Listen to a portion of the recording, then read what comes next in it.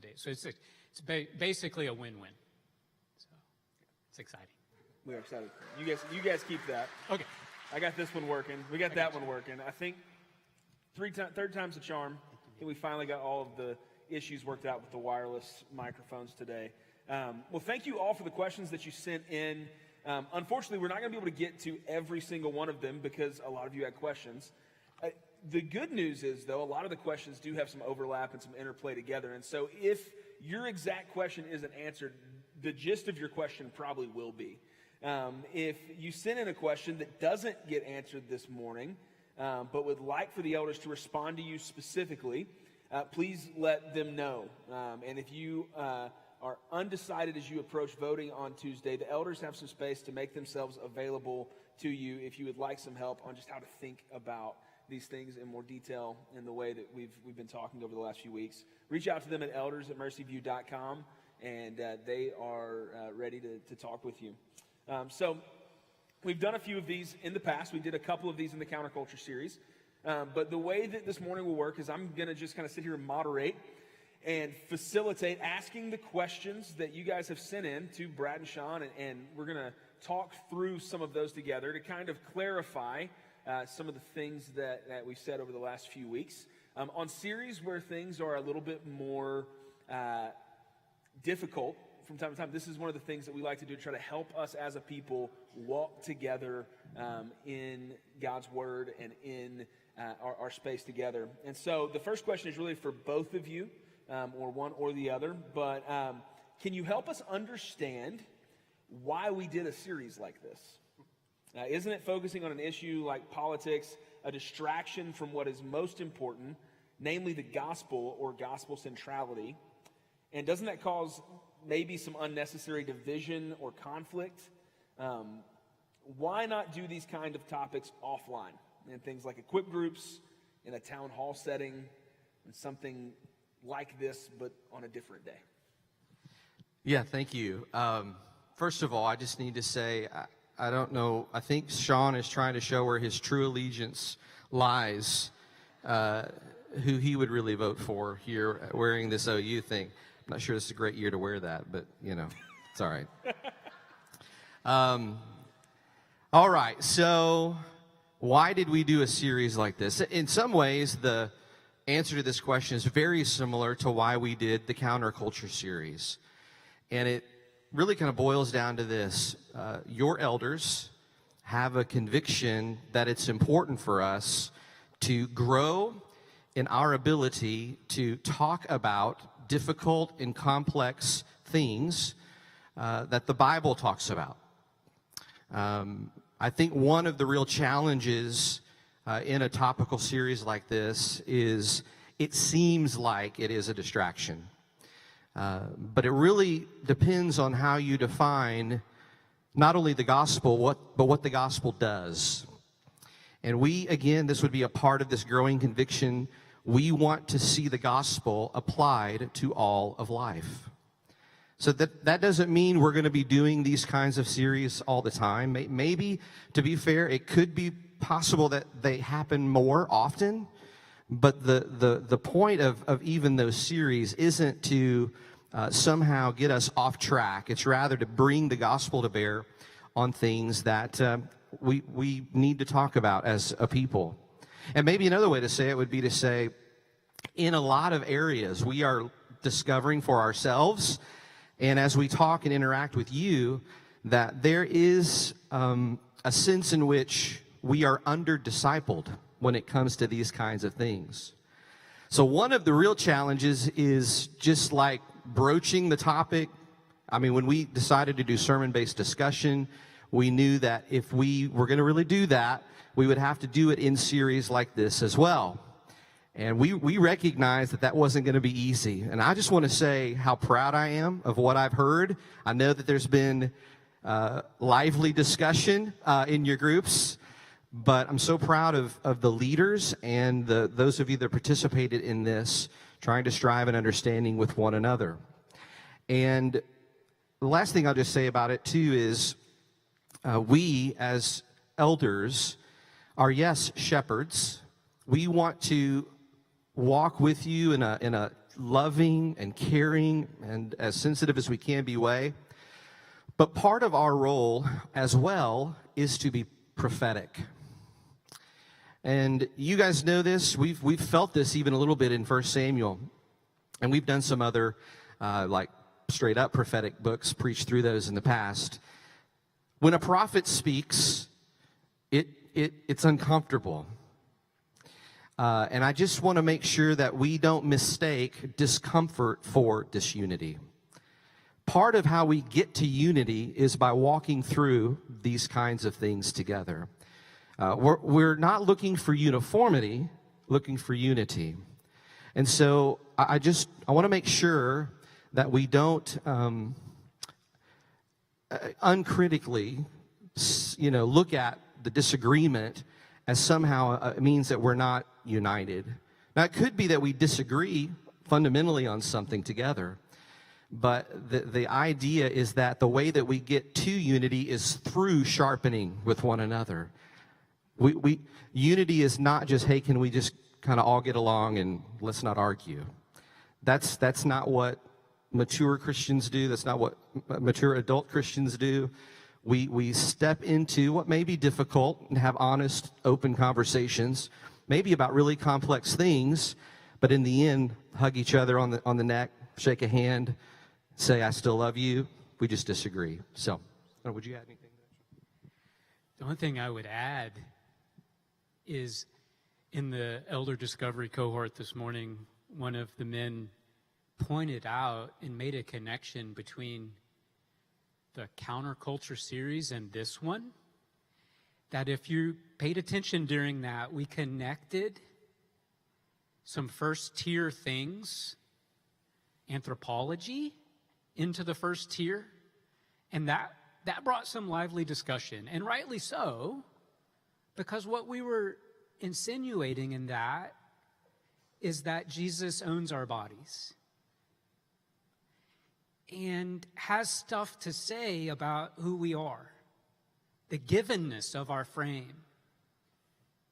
We're dust, but even so, we have an amazing amount of glory impacted into this frame, and it's good. Male and female alike, it's good. And there is a prophetic word that we have received from the Lord related to that the larger culture needs discipled in. And when it comes time to thinking about how we should vote, there are some things that are fundamental to the Christian faith that we need to uncover. And it's right and good to do that. And we can, as we're working through those, discover blind spots that we might have, be sharpened in those conversations, but also make clear lines drawn to things that before may not have been so clear to us, right? So that's a multiple kind of levels that we're trying to encourage. The commandments are not just do this and don't do that, but they're given to a people who need to grow up to be wise. And in the New Testament, we see how that can take shape in the first century church who has been raised on a steady diet of the Ten Commandments. They can be, in many ways, the more true Rome than Rome itself. Just think about that. The first century church, embedded within a larger context, and that larger context is pursuing some kind of virtue on paper, but in actuality falling really short of it. Their pursuit of the ultimate virtue, in theory, could not be worked out without the church coming alongside and modeling what true virtue is. And over time, reshaping Rome. My concern isn't that we don't know how to engage, but we've lost hope as a church to really do some amazing things within our culture.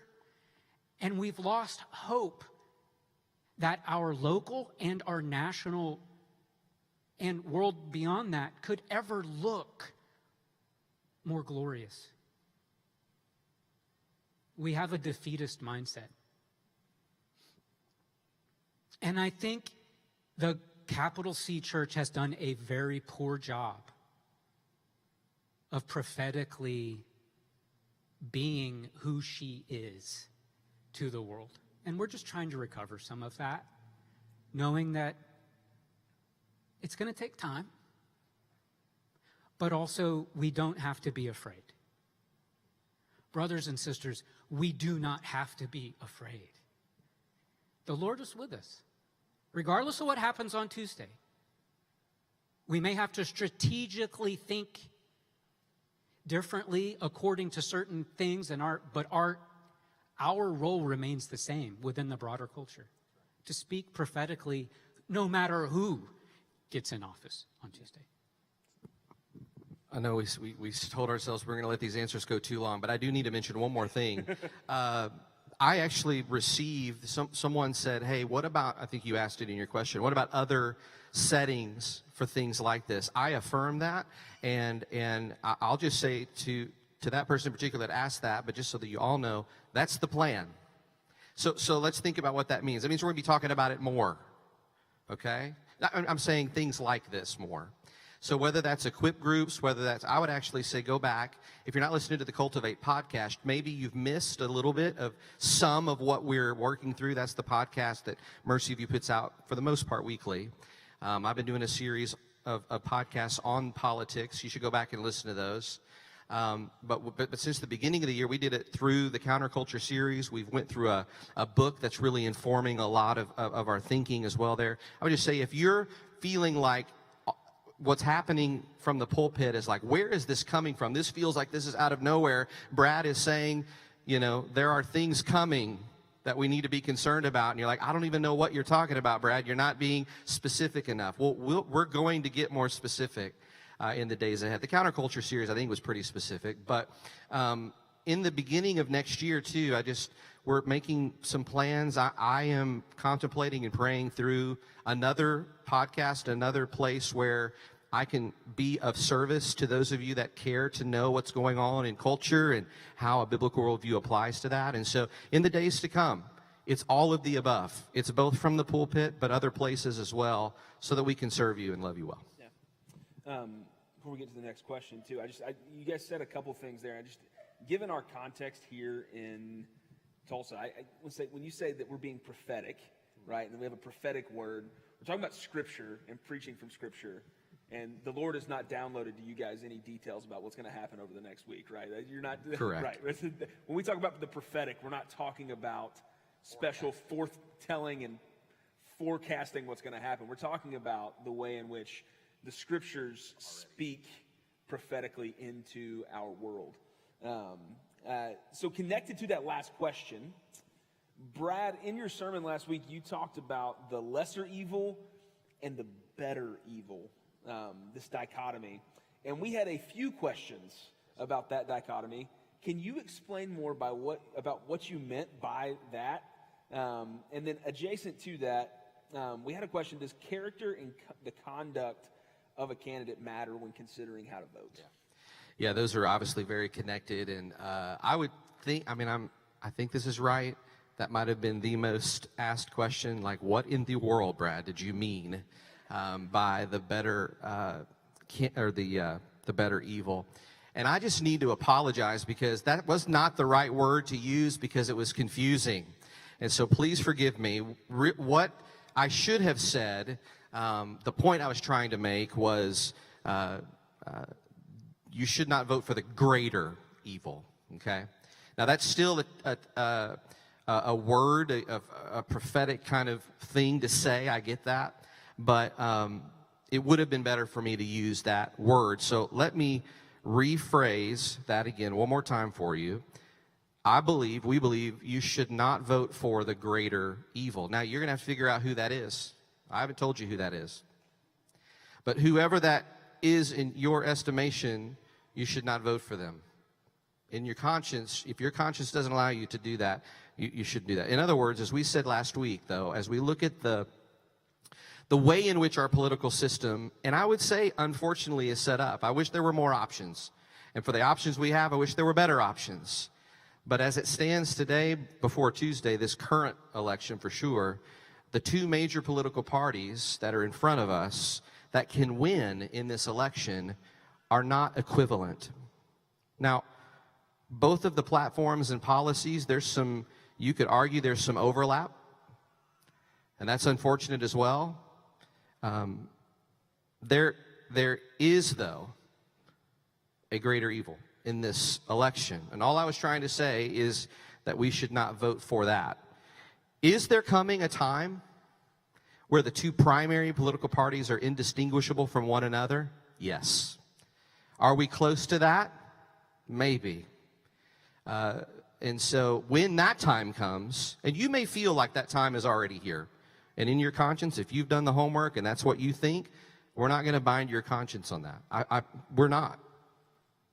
But from my perspective, our perspective, that time is not yet here, even though both parties are far from perfect. So anyways, that was the greater evil. Now, the character issue is thorny.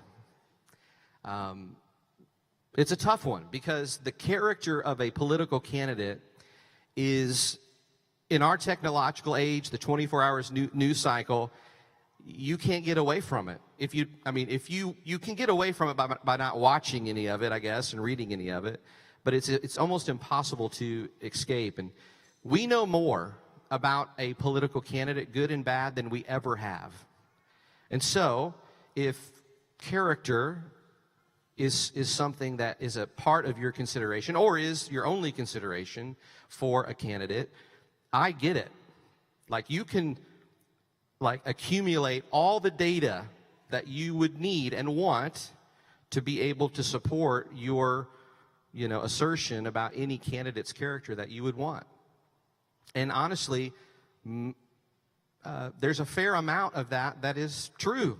There's a fair amount that isn't, but it's not that everything is false either, right? What we hear about either candidate. So when we say things like making a prudent decision, kind of considering all things and then casting a vote, please do not hear us say that character doesn't matter. What we're saying is that it shouldn't be the only consideration. And that probably lands on you odd. I'm a pastor. We're pastors. To be a pastor, to be an elder, character is like the qualification for this, right? And so it may land on you odd that we would say it that way. So what we've said or tried to say in this series is that it should not be the only consideration. And as we say that, we're not saying it doesn't matter. We're just saying that it shouldn't be the only thing that matters. Now, again, we're going to say this probably a lot. You may disagree with that, and that's okay. If you in your conscience can't, or character is like the issue for you, you need to obey your conscience. Just make sure it's informed, okay? That's another part of what we're trying to say. Make sure it's calibrated, and then do what you feel is best. We said that prudence is taking in all of the various factors, trying to sort them out and make the best and effective vote that you can. And I just need to say this, that's not unchristian to say. Politics is not the church. We are not making a moral declaration with our vote. This week, I read something that I hadn't considered, but it's another way to say that. When we say a vote is not a sacrament, what we're saying is we are not treating our vote in the same way that the world does. And here's what this writer said. In the world, in the secular world, politics is their religion. And so they bring to their vote ultimacy. But we don't do that. We are dual citizens. So we can vote, as John Piper says, as though we're not voting. And so we are trying to think prudently and help you think prudently that what we're doing in the civic realm with the responsibility we've been given is hiring someone to do a job for us that is in a realm that is supremely messy. You could even argue it's kind of dirty, frankly. So we're actually hiring someone to do a dirty job. Okay? So we are not saying that character isn't important. We're just saying it's one among many factors. So the question that I want to ask those who care deeply about this, and again, I want to say I'm so glad that you do. If that is the factor or the primary factor for why you would or wouldn't vote for whomever, I want to ask this, and maybe you've felt differently in the past on this. Have you ever voted in an election before this one? And what I'm saying is, you have never voted for a candidate that is going to meet the standards of an elder, for sure. Now, I know that part of what some think is like, well, it's never been this bad. And I would love to grab coffee with you, because that's not true. That's recency bias.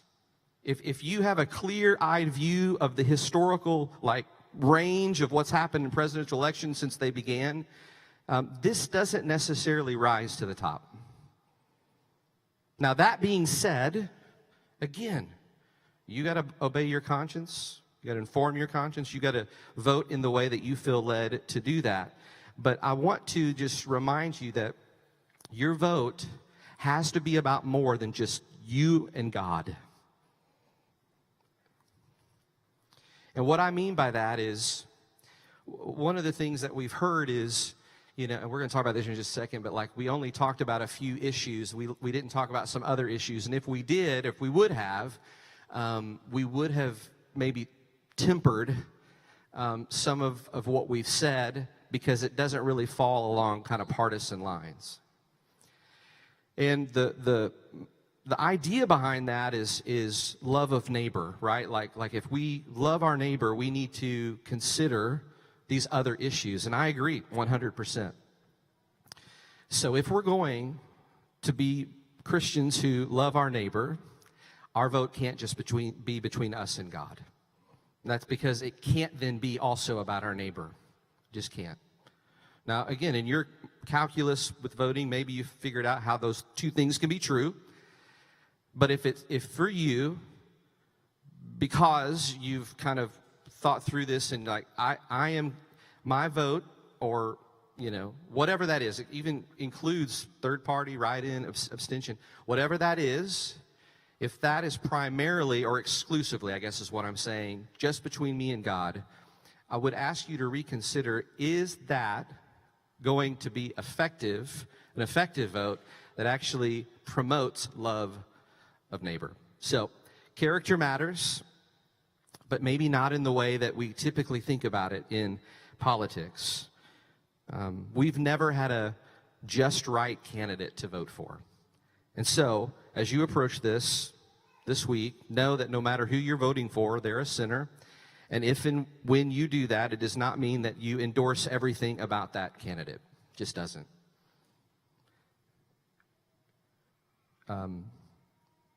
We need to, as Christians, in a lot of ways, disenchant voting.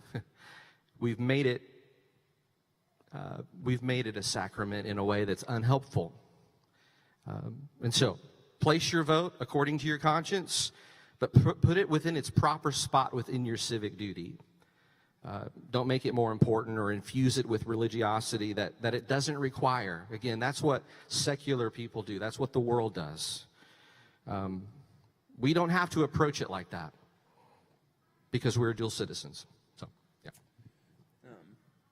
So we're kind of weaving these questions together. Sean, connected to this last question, it was said in the sermon on voting that we primarily have a binary political system. Is that really true?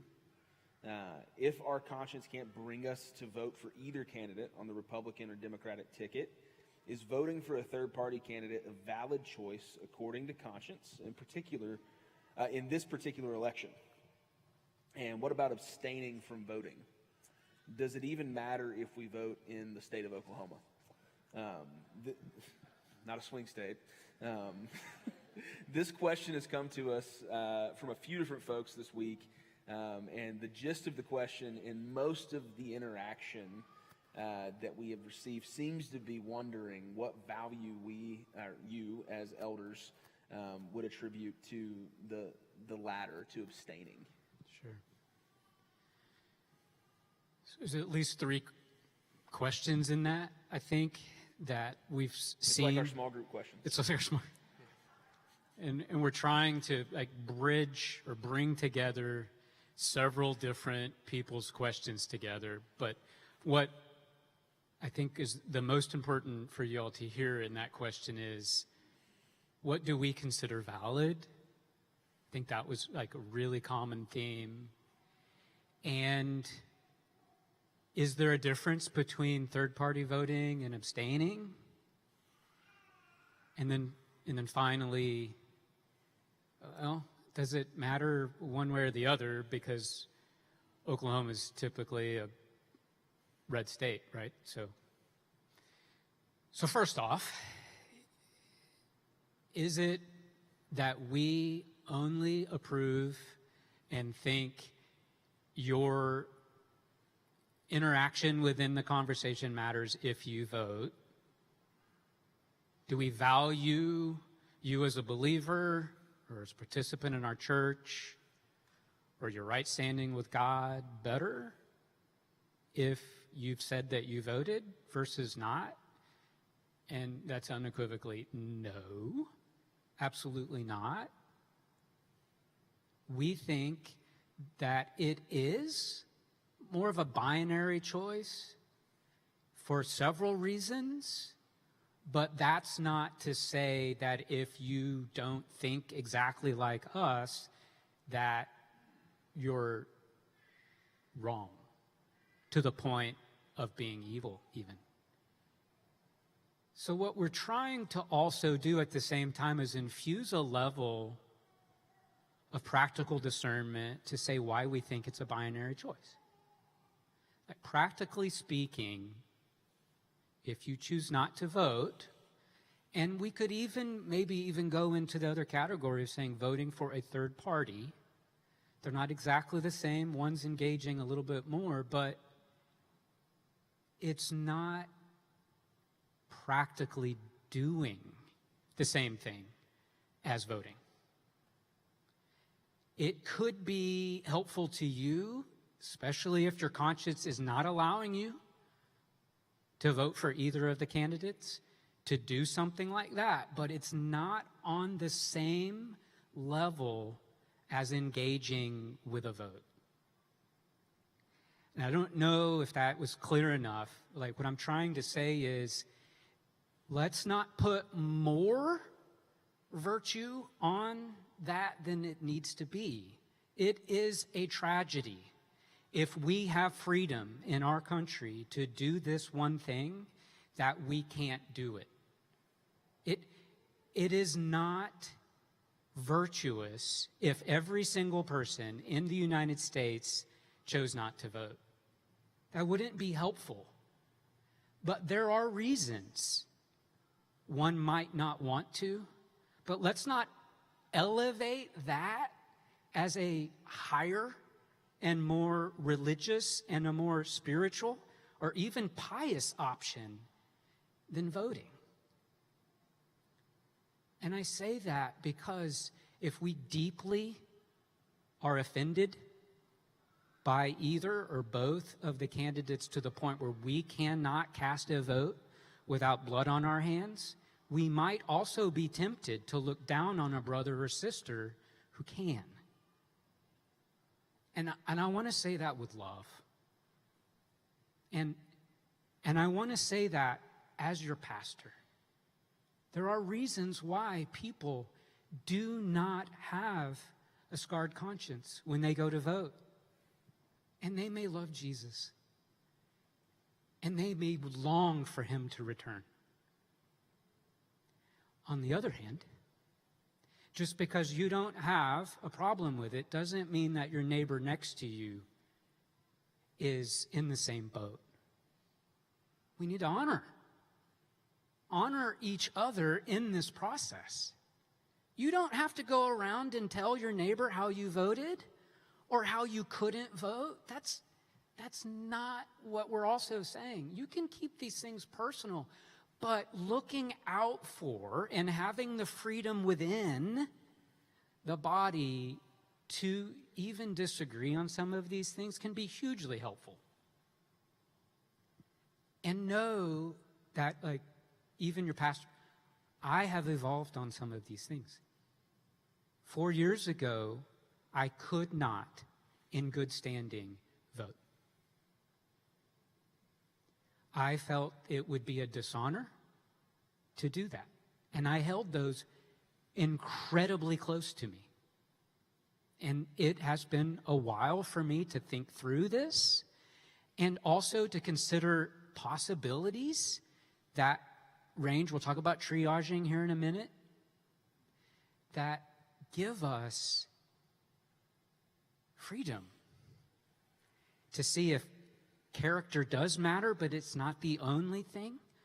Also, there is a huge importance, since we have in anthropology as a first-tier issue, to consider how a party's platform aligns with the church, or doesn't, or is becoming more and more in disalign, right?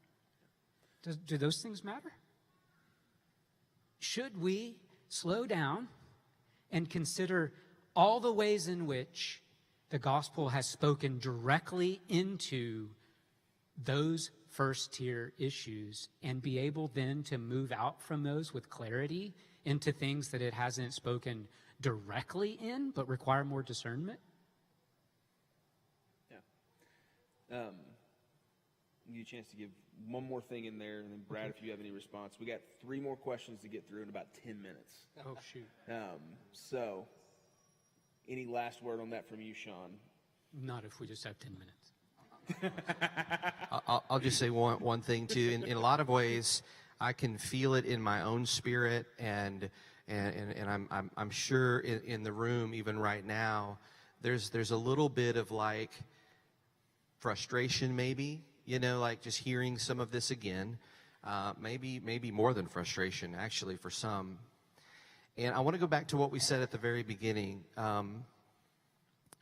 One of the things that we have to do a better job on is when we're talking about complex issues is that we stay sober-minded, we stay calm, and we recognize that other people will come to different conclusions about things, okay?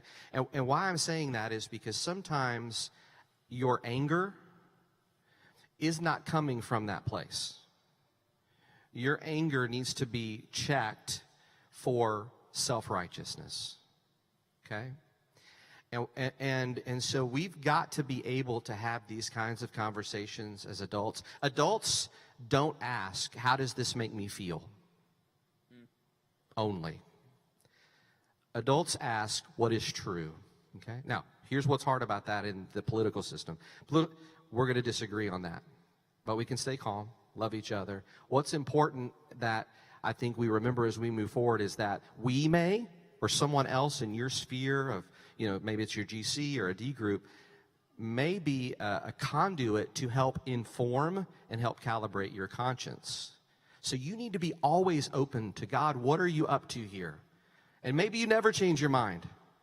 But God is in the work of that, I think, a lot. In that sanctification and growth many times happens with the people that we're around as well. It happens in community. So, all right. So, and then we'll start with Sean on this one. Last week, I believe it was, Brad had 4 issues that he brought up when it came to how we calibrate our conscience, right, and how we decide where maybe the lesser evil is. And so the question came in: how did the elders choose which issues to consider when discerning which party would be that lesser evil? Okay, so there's a theologian named, his last name is Lehman, who Brad has referenced in the past, has been super helpful for us. to really think about the party issues according to straight line and jagged line. And in a nutshell, what he's talking about there is there are some things that the Bible speaks to directly that we don't need to gather in a huddle to figure out how those connect to policy. We don't. Case in point, it isn't right to kill unborn babies. That's like an open and shut. So we can be informed with that and breathe deeply and be like, okay, we don't have to figure that one out. It's a straight line issue. That means anyone who says otherwise in any platform needs to be rebuked lovingly, to say that unborn life matters to God. There are a host of other things that you could, I would say, a few other things that you could point to that are directly related to the revelation of God, to policy. Now, there's marriage. Nowhere in Scripture does it approve or promote or leave open the question of who gets married and who can have that civil union. There is no he, she when it comes to Christ and his church. Christ is a man in bodily form, and the church is the feminine. So husbands and wives, that's baked in. So we don't have to worry. What do we do with those? We don't have to argue a whole lot about what does it mean if a political candidate goes against that. You're like, no, that's not what the Bible says. But there are other things downstream of that that are more jagged, which means it doesn't mean they're less important. It just means it takes a little bit more discernment to work into how do we do that. And not one party may have the complete and total end-all be-all answer to that. It needs to be informed by the church. But jagged line issues cannot become straight line issues just because you like to promote a jagged line issue. Meaning you need to vote with your conscience informed by the straight line issues first. Otherwise, you're going to be working around in circles trying to fix something that isn't perpetually broken. Does that make sense?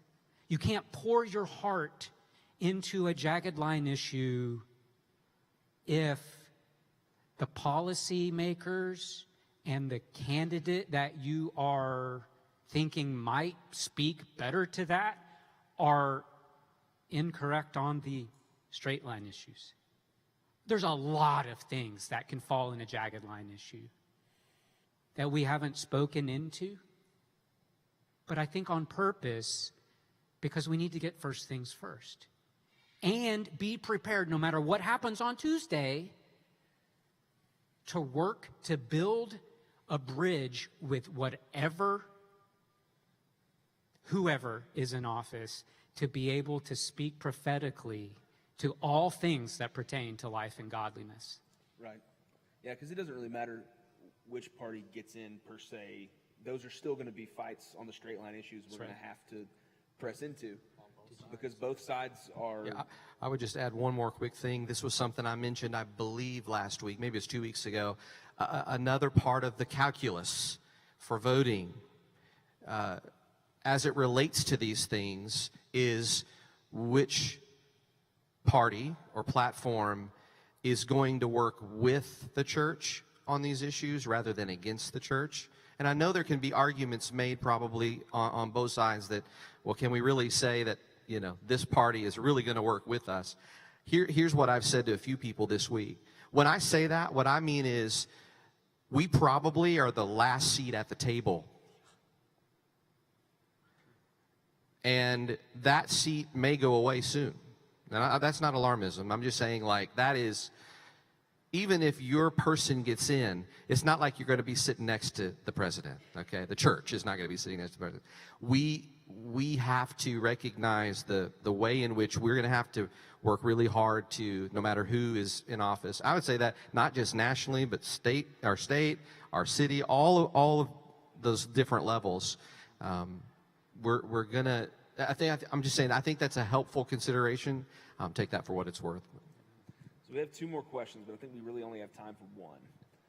And so, Brad, and this is one that's caused a bit of discussion. In your first sermon, you said that there are two sides of the coin on how the church relates to the government. Yeah. Submit or subvert. And most would see the word subvert to mean to overthrow or overturn.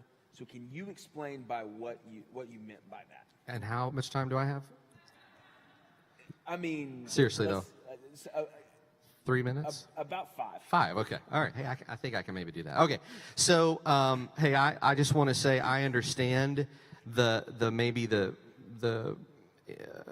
you know, off the cuff kind of reaction to a word like subvert. I think we think of things like riots and, you know, revolutions and, you know, all those kind of things.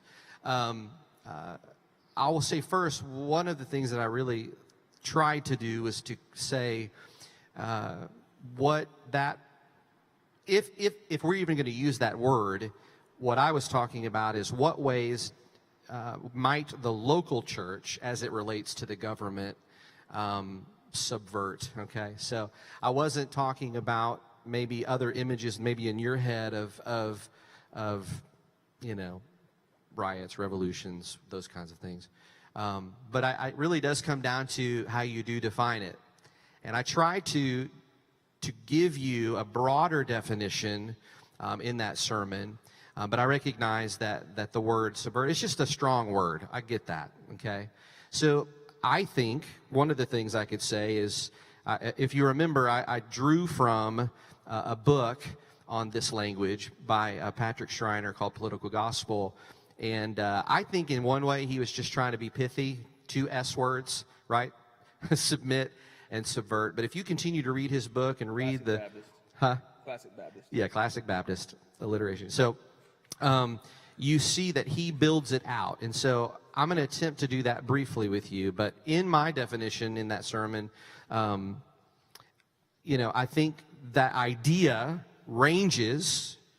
And I think if subvert is a hard word for you, it's just a word you don't prefer.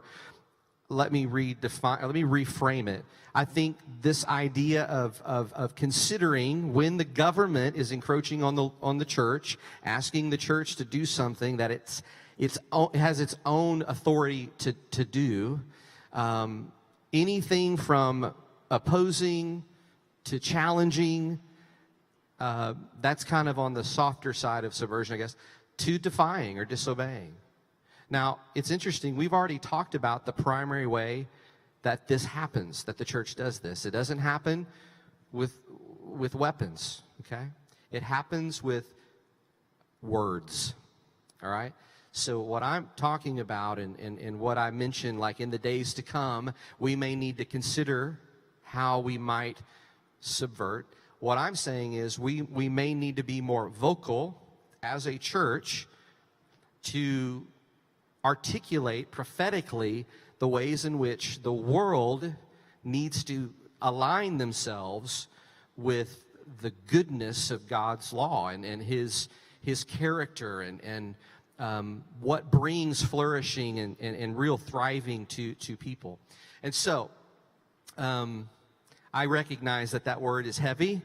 And if you just go to the dictionary and look up the definition, that is what it says. By the way, Oxford Dictionary does say it a little bit differently. It says to seek or intend to subvert like an established system or institution. I mean, you could import a lot of whatever you want, even in that definition.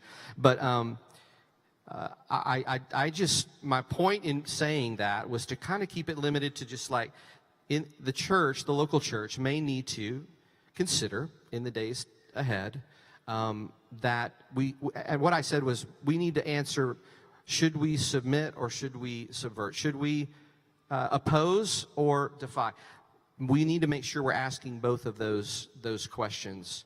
The basic posture of our church, a local church, should be one of submission. But that doesn't mean whenever Caesar is encroaching upon the church that we just go, well, I guess we got to do whatever Caesar says. That is not what the Bible teaches.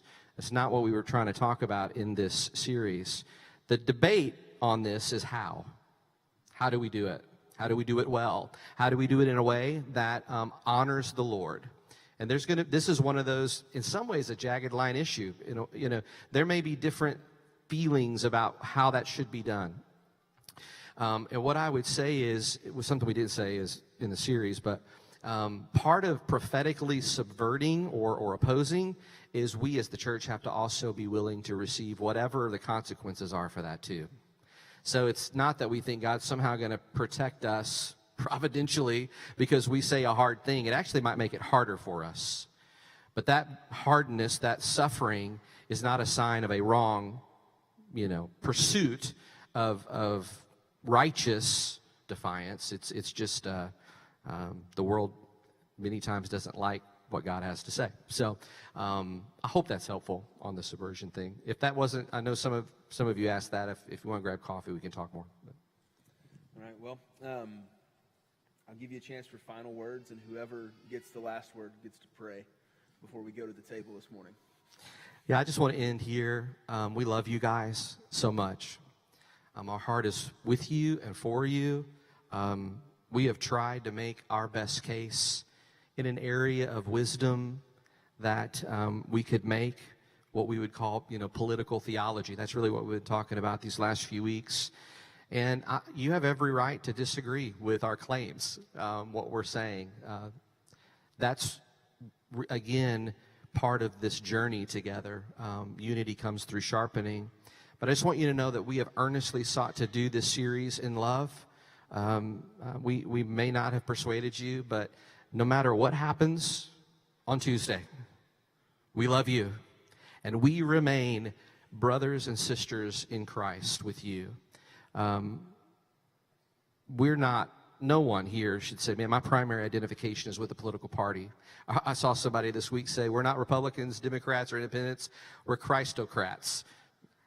Yeah, in a way, that's right. It sounds weird to say that, but we have an ultimate allegiance, right? And so please know that no matter how you may vote, it doesn't change how we feel about you. We want to model for you what we're talking about here, which is love, understanding, striving and understanding, walking through challenging and complex issues, and then, like I said at the top, hugging one another, shaking hands, saying, hey, let's get back to work, on the stuff that we need to do. Part of that may be speaking prophetically to our culture, but our ultimate allegiance is to Jesus. So you get to pray, Sean. Heavenly Father, we